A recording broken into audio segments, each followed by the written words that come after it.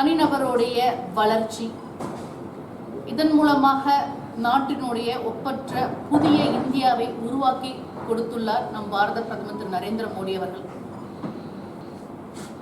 எதிர்பாராத விதமாக நாட்டில் தீவிரவாதிகள் மூலமாக அப்பாவி சுற்றுலாத்தலத்துக்கு சென்றிருந்த பொதுமக்களை மதம் கேட்டு அதன் மூலமாக எவரும் ஏற்றுக்கொள்ள முடியாத படுகொலை, தீவிரவாதிகள் படுகொலை செய்துள்ளார்கள். அதனை எதிர்த்து ஆபரேஷன் சிந்தூர் என்ற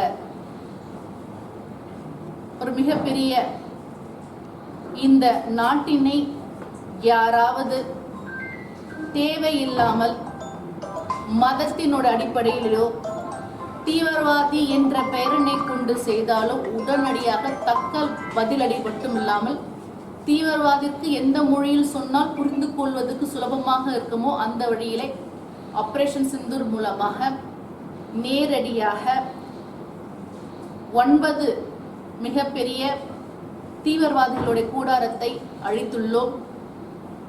எல்லை தாண்டி பயங்கரவாதம் என்ற சொல்லை அறவே தடுத்து நிறுத்தியுள்ளோம்.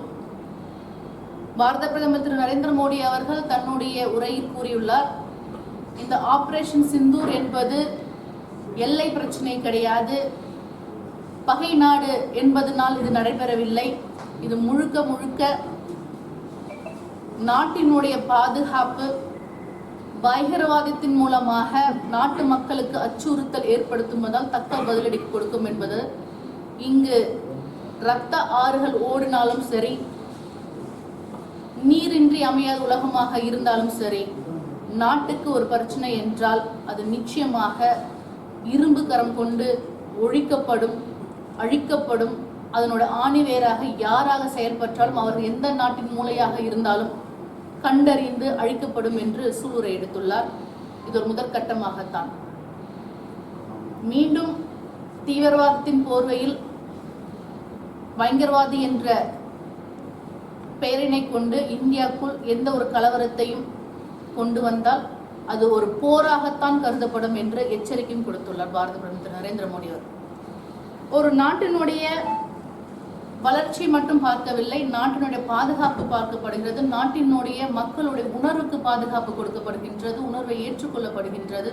குறிப்பாக கணவனை இழந்த அத்தனை சகோதரியாகவும் தாயாகவும் தன்னுடைய மகளாகவும் பாவித்து தக்க பதிலடி கொடுத்துள்ளார் பாரத பிரதமர் நரேந்திர மோடி.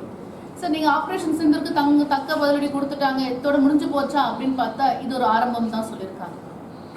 ஏனென்றால் தீவிரவாதத்தை வேருடன் அழிப்பது பாரத பிரதமர் திரு நரேந்திர மோடி அவர்கள் கொண்டுள்ள அதிகாரப்பூர்வமான சக்தியாக அவரோட வார்த்தையை சொல்லியுள்ளார். அதனால இன்னைக்கு இந்த ஆபரேஷன் சிந்தூரை முதற்கட்டமான ஒரு நாள் வெற்றி என்று அவர் கொண்டாடவில்லை.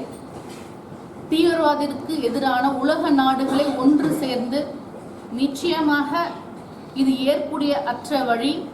அதனால நாட்டினை பாதுகாப்பதற்காக இந்தியா எந்த முடிவு எடுத்தாலும் அதற்கு தோள் கொடுக்கின்ற சூழ்நிலையை பிற நாடுகளும் ஆதரவு தெரிவித்தார்கள் என்பதுதான் தெரிந்த ஒரு உண்மையாக, வெளிப்படையான உண்மையாக தெரிகின்றது. மட்டுமே குற்றமும் குறையும் கூறுகின்ற நேரத்தில் தமிழகத்தில் நாட்டு மக்களுக்காக ஒரு உன்னதமான மிகப்பெரிய வளர்ந்த பாரதத்தை உருவாக்கி கொண்டு நாட்டினுடைய பாதுகாப்பு, நாட்டு மக்களின் நலன், நாட்டு மக்களுக்கு தேவையான அடிப்படை வசதி அத்தனையும் முழுமையாக கொடுக்கப்பட்ட வளர்ந்த நாடாக புதிய பாரதத்தை பாரத பிரதமர் திரு நரேந்திர மோடி அவர்கள் தன்னுடைய 11 ஆண்டு ஆட்சியின் சாட்சியாக நாம் அனைவரும் இருக்கின்றோம். நன்றி. தமிழகத்துக்கு